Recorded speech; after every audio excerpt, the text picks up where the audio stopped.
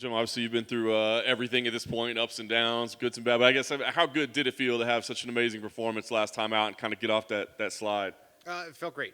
Like when you're dealing with any loss, you get one loss, you always want to come back and like erase it, right? So, yeah,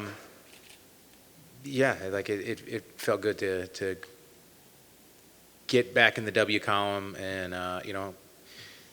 do it in a pretty cool way. Yeah, no doubt. I wonder, like, when you do suffer losses, I mean, it's tough for anybody, right? It's the worst thing in the world. But at your point in your career, does the family start going, we don't want to see you go through this anymore? Why don't you hang this stuff? Why are we still doing this? No, my kids are like, you're going to fight for another 10 years, right? It's there's ups and downs to it. But, like, I mean, granted, you take a little more bruising, a little more like cuts in a fight, but the most banged up they see me is from training sessions, So, that's just the life. Yeah, it's not terrible, terribly bad. It's not the worst thing. It's a brief moment. A 15-minute fight is 1% of your day, So, like, sometimes it goes the other way, and you're not there, and sometimes things come out that's like awesome and amazing, and you have great performances, but in the grand scheme of things, it's such that small portion, So like, nobody likes having two black eyes and limping around and like picking up the kids from daycare, and you look like a zombie, but that's the lifestyle that I chose. So yeah, we're cool with it. That's awesome. How much does MMA take up in terms of your day? Like, I see like your social media. I mean, you're at basketball games and wrestling tournaments and all kinds of stuff. So I mean, is it like just a tiny part of your life at this point? And is maybe that a good thing, that it's not all encompassing at all times? Well, I've never been one of those guys that is like just a fighter, right? Like there's always been other stuff, and I remember Cerrone saying something about it where he's like, I got to be me, when people were giving him crap for doing all the awesome shit that he does, and I've always kind of been the same way, where it's like, I'm afforded this luxury of really being able to make my own schedule when it comes to training, so I kind of abuse it, so like, I get my training in when I can have my training partners and trainers there and stuff like that. But I do all these other things, and I'm not good at taking pictures while I'm training. Like it's never been my thing. But yeah, so there's constantly stuff going on, and lately with the kids in the sports and stuff like that, it's the last like couple weeks has just been a whirlwind of wrestling matches and basketball games, and my daughter has a dance recital this weekend, and it's just been it's been crazy. My wife and I have been like two ships in the night, just passing, like, hey, how you going? Yeah. See you later.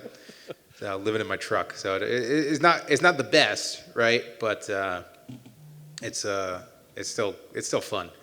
That's awesome. So this matchup with Nikolas, I'm just curious what you think about it, right? Because I felt like it was weird when they put it together the first time. I mean, obviously you're the uber veteran, he's making the newcomer, and now they put it back together. Was it kind of weird for you? That like, why does this guy's name keep coming up for me? I did kind of think it was weird when it came up again.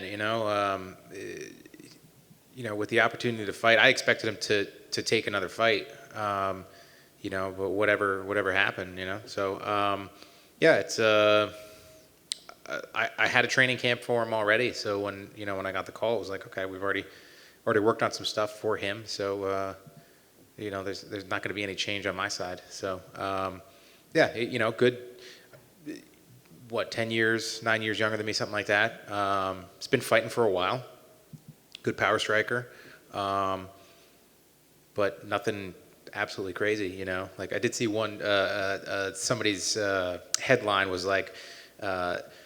Said that he was a weirder opponent for me, and it was because I was saying that he's not 6 foot tall. Like it's different, but the way that they wrote the headline was like, hey, like I didn't call the guy out on anything. I just said that he was a short shit like me. Like, so Yeah, I think it's a good matchup. It's another one of these guys that's coming in to make their debut against me, which I feel is like the way I would approach it, I'd be, nothing to lose. But, I've seen everything, so he's got a task ahead of him. So, I'm looking to use my strengths and that experience to get the W. Did he cross your radar at all? He spent some time up in New Jersey for a while. I mean, did you ever see him at like a regional show or corner again? I mean, were you aware of him at all? No, I really wasn't.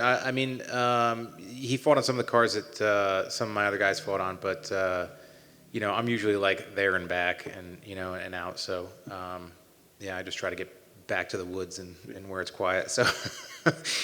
Is there any, you talked about your experience level versus his. Is there like any kind of mental warfare you can do, whether it be in a face-off, whether it be in interviews, whether it be, I don't know, at the start of, is there anything you can do where I'm going to make sure this kid knows this is his first time?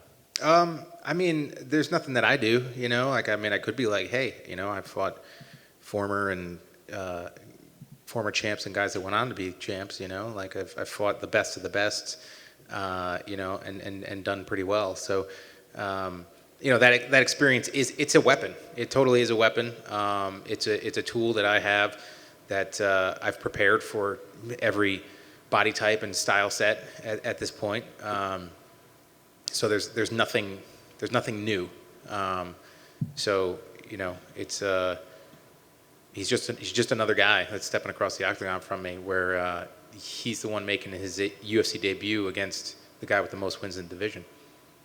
How are we tracking for UFC 300? Are we still on pace for that now? Still feeling good. Yeah, still feeling good. So, I was just saying before, I was so close to retiring in 2016 and being able to come back from that and then, getting a handle on it by changing, my lifestyle and my diet. I'm okay talking about it. Because I had made that decision, I was crawling to get to UFC 196 so that I could ask to fight on 200 to retire. So the decision has already been made, and the idea of making that last walk has already been put into my head. And I don't think that's a bad thing because I'm embracing the opportunities, and I get to fight. I get to continue to fight where it's I almost had to hang them up. Yeah, I'm enjoying the ride, and I'm gonna enjoy it as long as I can. And I'm also prepared, for when that day comes. And I can't wait. I can't wait to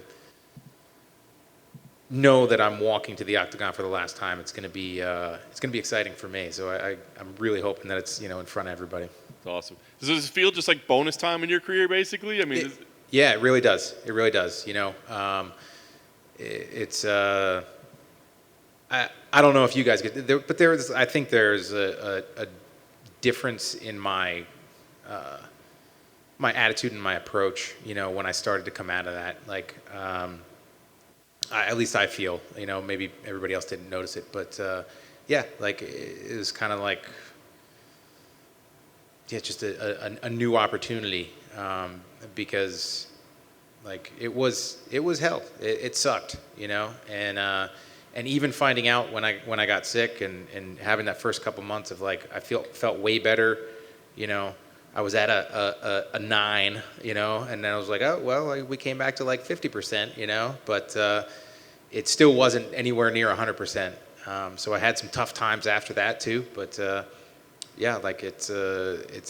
it's cool to still be able to be doing this. And there's a lot of things that happened that went right, and it's it's my path, so I'm not going to complain about it. And my biggest thing is it happened to me, and I 100% would rather it happen to me than my kids or something like that, and so it was a lot easier for me to deal with it.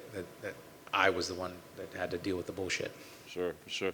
Last thing for me, like you said, you've seen everything, done everything. I guess, what do you expect in this fight? Now that we know you're the heavy-handed knockout artist, are you telling him tuck your chin, be careful, because I'm coming for you? I'm expecting a good fight. I feel like I've got a pretty good advantage in wrestling and grappling. Like I said, he's a heavy-handed striker, a hard striker. So, I'm going to come in there and mix it up. And it's not the first time I fought somebody that hits hard. I can still remember Melvin Gillard hitting me. I can still remember Anthony Pettis hitting me. And I can still remember Dwayne Ludwig hitting me. So it's like there have been plenty of guys that had knockout power that I've been across the octagon from. So I'm looking to go out and fight. Like I don't necessarily like have these perfect visions or this specific thing or game plan. It's like it's a fight. I'm going to throw hands, throw legs, and it's just going to be a dust cloud until it stops.